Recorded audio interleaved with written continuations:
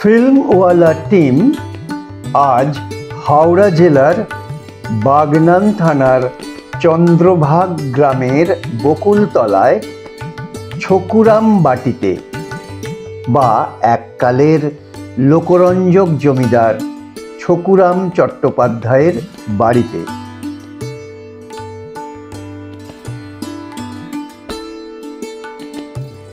ছকুরাম বাবু 1580 সালের আশেপাশের কথা। মুঘলদের রাজত্বকালে এই অঞ্চলের অতি জনপ্রিয় এবং লোকবৎসল জমিদার ছিলেন ছকুরাম। ছকুরামের কথা বলবো অন্য একটা ডকুমেন্টে।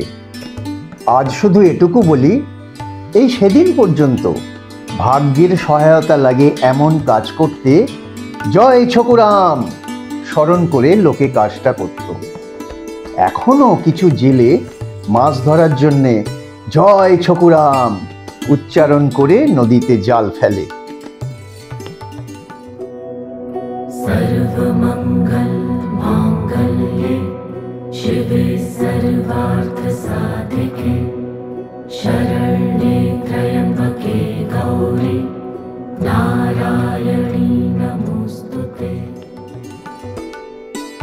ছকুরাম বাটিতে দুর্গাপুজো 10 দিনের।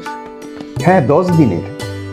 দেবীপক্ষে সূচনা দশমী পর্যন্ত চলে। সাবেকি ধাঁচের একচালা মৃন্ময় প্রতিমা নির্মাণ শুরু হয় উল্টো রথের দিন। এখন পূজাটির তত্ত্বাবধানে রয়েছে ছকুরামবাটি পারিবারিক সমিতি। প্রতিমা শিল্পী শুভদীপ বর্ধন, পূজারী পল্লব রায়চৌধুরী।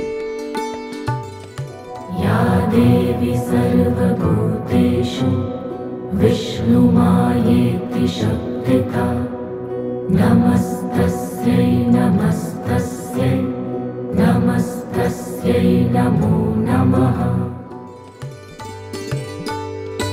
প্রতিপদে চণ্ডীপাঠ আর চণ্ডী পুজোর মাধ্যমে বোধন। মহাষষ্ঠী পর্যন্ত 5 থালা ভোগ, আর মহাসপ্তমী, মহাঅষ্টমী আর মহানবমীতে 15 থালা সাদা ভাত আর খিচুড়ি ভোগ রন্ধন আর বিতরণ। সন্ধি পুজোয় বর্তমানে একটি ছাগ বলিদান হয়।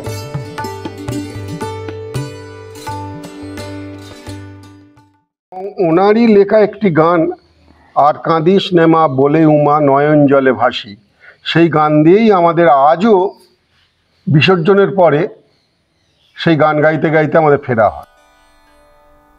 এইভাবে আনুমানিক সেই 1580 খ্রিস্টাব্দ থেকে চলে আসছে জমিদার ছকুরাম চ্যাটার্জি প্রবর্তিত দুর্গাপুজো। দশমী শেষ হতেই দুর্গা মন্দিরে শুরু হয়ে যায় কালী প্রতিমা নির্মাণ। এই কালী পুজো অবশ্য দুর্গাপুজো শুরুর আরও 5 বছর আগে শুরু করেছিলেন ছকুরাম।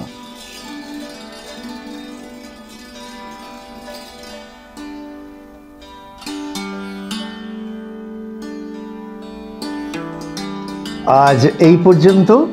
শীঘ্রই আসছি আরও ছকুরাম কাহিনী নিয়ে। এটা তো দুর্গাপুজো হওয়ার কাহিনী গেল।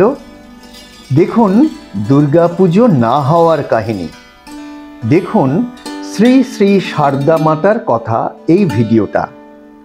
লিঙ্ক ডেসক্রিপশনে দেওয়া আছে। লাইক, শেয়ার, সাবস্ক্রাইব করুন। সঙ্গে থাকুন, ফিল্মওয়ালায় থাকুন। ধন্যবাদ।